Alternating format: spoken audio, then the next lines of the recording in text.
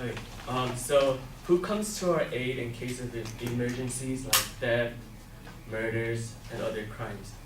I'm sure you guys all guessed Batman, but no, it's actually the police who come to catch the bad guys. But these days it seems like the police are being labeled as the bad guys. I have an article from Jessica Hinton of the Washington Post, and it's about a little girl and a mother who's having a conversation about the police. And the little girl asks her mom, "Why are police officers so bad?" And I want you guys to keep this question in mind as the speech goes on. I'm here to tell you actually that the police aren't the bad guys. And first, I'm going to list all the good deeds that they've done and how media portrays or how media affects the way we view the police, and ultimately why we need the police. So, the list of good deeds. While I was researching, I had to do a lot of in-depth research because I couldn't find it on the surface level. And I found that Huffington Post had at least 11 articles on the good deeds that the police did. So that was just on Huffington Post alone. And so I couldn't choose all of them, so I did pick out a few. And the first one was by Ryan Grenoble of the Huff Post, and his article said, "Instead of charging him for shoplifting, officer helps single dad feed his baby." And this is a quote from Officer Robbie himself. "He's already short on money, can't afford formula, so me making him appear in court, he's still not going to have any food for that baby." So we can see the police has sympathy. He feels for the man, he feels for the baby, and that he could connect emotionally, and both that because he's not a robot, he can connect to him as a human being. So I don't think a bad cop would do that, right? And I also have another article from Karen Swanson, also from the Huffington Post, and her article is titled, "10 Cops Caught Red-Handed Making the World a Better Place." Now, her article is just 10 good deeds, small good deeds that the police did, and I just wrote down 5 titles. The first one is, "A police officer gives a homeless man a pair of much-needed boots." "An officer takes time out of his day to play catch with a young boy." 4 officers pull their money to pay for a man's taxi home after he walked 30 miles in sub-zero temperatures. A police chief stages a fake arrest to help a guy propose to his girlfriend. A dashboard cam records a state trooper saving a boy with special needs from choking. So we can see all these good deeds from individual police from different states, and these are all pretty recent too. Yet they get overcrowded by just 1 or 2 bad portrayals of the police. And I also have a personal example. While I was working at Mr. Six, the Korean barbecue, there was a homeless man who was passed out in our bathroom, and it was around midnight. So we had to call the cops to help him out. So the cop arrived. He didn't drag the man out. He actually helped him up, brought him out, asked him a few questions. He handled the job very professionally, and he just sent the man on his way. And also in 2nd grade, I was at the park with my friends, Cerritos Park, and we were just sitting on the grass, and then a cop car rolls by, and then we just waved, shouting hello. And I'll never forget that image because both cops were smiling, they waved hello back. And that just really reminded me today, and while I was doing this research, that that's what a cop is doing. They're here to support us, give us a sense of security. But all these things, like I mentioned before, are crowded by the bad image. How come we see only the bad stuff? Well, it's because media plays a big role in that. Hans Fein of the Federalist believes that it's because we're addicted to something called judgment porn. And what is judgment porn? He defines it as where people get high on another person's low. So is this true? Do we really find satisfaction from watching police beat people up, beat criminals, shoot other people, innocent people? Well, let's see. There's a statistics on bad news overweighing the good on the ratio of 17 to 1. So every 17 bad news articles there are, there's 1 good news. And this is by Roy Williams of Psychology Today.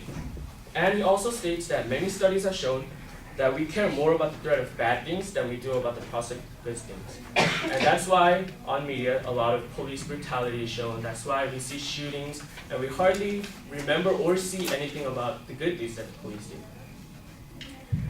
And there's just more news coverage on police brutality than heroic cops, just like the Ferguson and Baltimore riots. And because of all this, Obama had something to say. And this is from Ben Wolfgang's article from the Washington Times, and Obama states, "We ask the police to go into communities where there is no hope. Eventually something happens because of the tensions between society and these communities, and the police are just in the front lines of that. They're just doing their jobs, basically. And because the media captures the images of police shooting them or beating them. That's what they portray. They're not showing the whole picture here. And there's no reason why we should hate the police for doing their jobs, right? Which leads to my third reason is, why do we need cops if they're so bad? Well, it's because media shows these images that we need cops even more. So like the riots that are going on, car chases that are shown on Channel 7, 11, on the news, all the murders that take place. Imagine if cops weren't there to take care of that problem.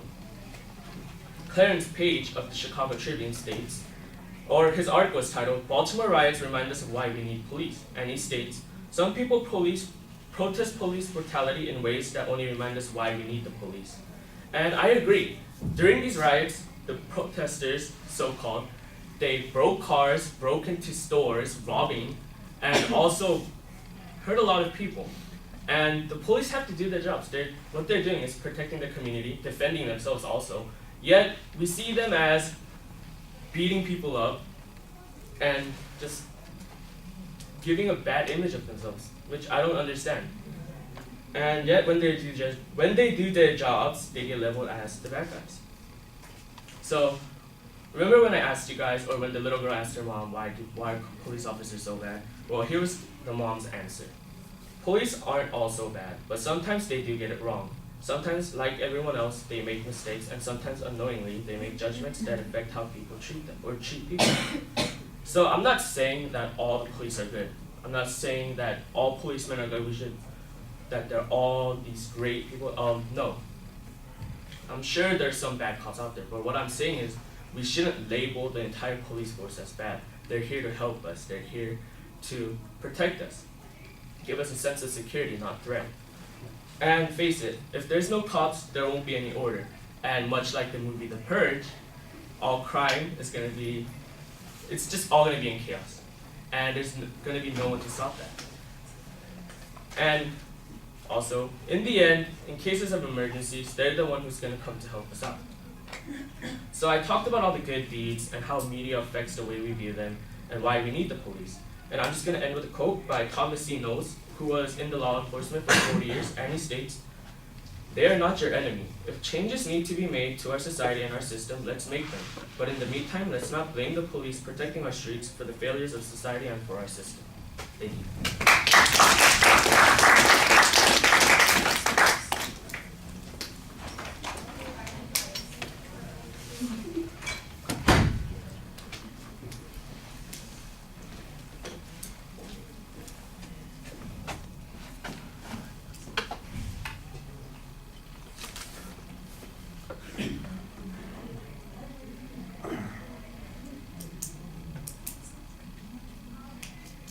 All right, David, what did you think? I thought his points were good. He used a lot of quotes and examples. I also liked how he used life experiences. But there was quite a bit of reading, but I can't really blame you because you're reading quotes. So yeah.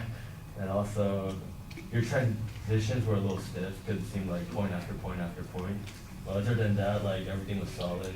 I liked how you wrapped it up at the end too, but stating how the mom answered the quote, and you started that from the beginning, and yeah, it was pretty solid. Okay. Yeah, I like the joke reference to Batman at the beginning as part of your attention device. I thought that worked pretty well since you did that in your previous speech. And I thought that the summary at the end was also very solid. I liked the exit quote that you had. I thought that worked pretty well. The reference to the little girl, both at the beginning and toward the end of the speech, that makes some sense, and it also demonstrates that a problem really does exist in the way that the police are perceived. I do think you could build that argument up a little bit more. Maybe everybody already has a predisposition against the police, and I'm not aware of it, but definitely the coverage recently has been bad. It would be helpful to maybe have some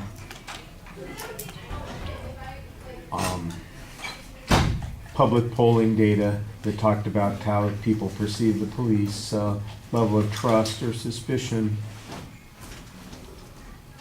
their belief that the police have their best interests in mind, that sort of thing, to show that a real need for this argument exists. I like the examples that you had of